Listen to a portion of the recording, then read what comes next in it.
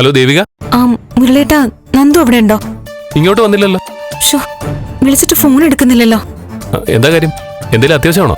അതെ മുരളേട്ടാ, കുറച്ച് സീരിയസാ. എന്താ? നന്ദുവിനെ എങ്ങനെയെങ്കിലും ഒന്ന് ബന്ധപ്പെട്ട് പോലീസ് സ്റ്റേഷനിൽ വരാൻ പറയാവോ? ഞാനും അച്ഛനും സ്റ്റേഷനിലേക്ക് പോവാ. സ്റ്റേഷനിലേക്കോ? എന്താ ദേവിക, എന്താ പ്രശ്നം? അമ്മ തനൂജയ്ക്കെതിരെ കേസ് കൊടുത്തു. തനൂജയെ പോലീസ് അറസ്റ്റ് ചെയ്ത് സ്റ്റേഷനിൽ കൊണ്ടുപോയി. അമ്മ അവിടെയുണ്ട്. തനൂജയുടെ വീട്ടിൽ നിന്ന് അച്ഛനെ വിളിച്ച് കാര്യം പറഞ്ഞു. അച്ഛൻ സ്റ്റേഷനിലേക്ക് പോവാ, ഞാനും കൂടെ പോവാ. അവിടെ എന്തൊക്കെയാ നടക്കാൻ പോകുന്നതെന്ന് അറിയില്ല. നന്ദുവും കൂടെ ഉണ്ടായിരുന്നെങ്കിൽ ഒരു ബലമായേനെ. ഞാൻ അവൻ എവിടെയാണെന്ന് അന്വേഷിക്കാം. ശരി. എന്തൊക്കെയാ ദേവികയായി നടക്കുന്നത്? സിദ്ധു അങ്ങളോട് പറയണം സ്റ്റേഷനിലെ കാര്യങ്ങളൊന്നും വഷളാക്കാൻ സമ്മതിക്കരുതെന്ന്. പറഞ്ഞ് സമാധാനിപ്പിക്കണം. ഇതൊരു വാർത്തയാക്കാനുള്ള അവസരം ഉണ്ടാക്കരുത്. എന്തൊക്കെയാ നടക്കാൻ പോകുന്നതെന്ന് ഒരു പിടിയുമില്ല. പിന്നെ പ്രഭാന്റി ഒന്ന് നിയന്ത്രിക്കണം. സ്റ്റേഷനിൽ വെച്ച് തനൂജയെ കയ്യേറ്റോ മറ്റോ ചെയ്ത കുഴപ്പമോ? എനിക്കറിയാം. ഇപ്പൊ തന്നെ അവിടെ എന്തെങ്കിലും സംഭവിച്ചിട്ടുണ്ടോന്ന് എനിക്കറിയില്ല. ഞാൻ സ്റ്റേഷനിലേക്ക് വരണോ? വേണ്ട മുരളേട്ടാ, എന്തെങ്കിലും ഉണ്ടെങ്കിൽ ഞാൻ വിളിക്കാം.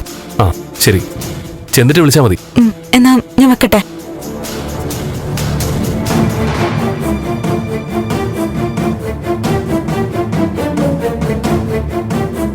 എന്താ മുരളേട്ടാ, അവിടെ എന്തൊക്കെയാ നടക്കുന്നേ? കാര്യങ്ങളാകെ കൈവിട്ടു പോവുക.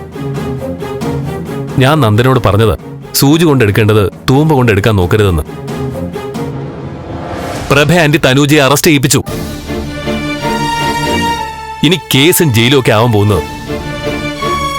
ആ മീര കേസിൽ സംഭവിക്കാനിരുന്നൊക്കെ തനൂജ കേസിൽ സംഭവിക്കുമെന്ന് എനിക്ക് തോന്നുന്നത്.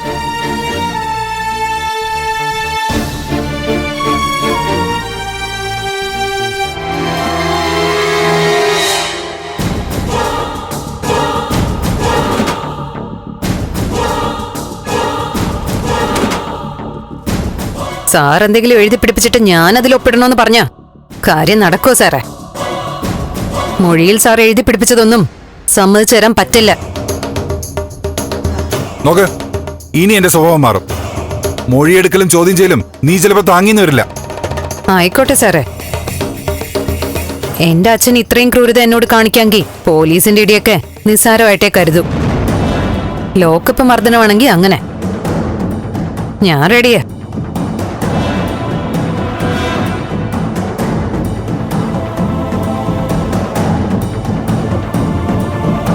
സിദ്ധു എന്തിനാ ഇപ്പൊ ഇങ്ങോട്ട് വന്നത്? താൻ വന്നത് അറിഞ്ഞിട്ട് തന്നെ. അമ്മേ, ഇന്നത്തോടെ തനൂജയുടെ പ്രോബ്ലം തീർക്കണം. സിദ്ധു ഇന്നെല്ലാം തുറന്ന് സമ്മതിച്ചല്ലോ. അവളുടെ ആരോപണങ്ങളൊക്കെ വ്യാജമാണെന്ന്. അതിന്റെ അടിസ്ഥാനത്തിലാ ഞാൻ അവൾക്കെതിരെ ഇന്ന് പരാതി കൊടുത്തത്. സിദ്ധുവില് വിശ്വാസം അർപ്പിച്ചിട്ടാ ഞാനത് ചെയ്തത്. ഞാൻ രാവിലെ നിങ്ങളുടെ മുന്നിൽ വെച്ച് പറഞ്ഞത് 100% സത്യമായ കാര്യം തന്നെയാ. ഞാൻ എസ്ഐ ഒന്ന് കാണട്ടെ.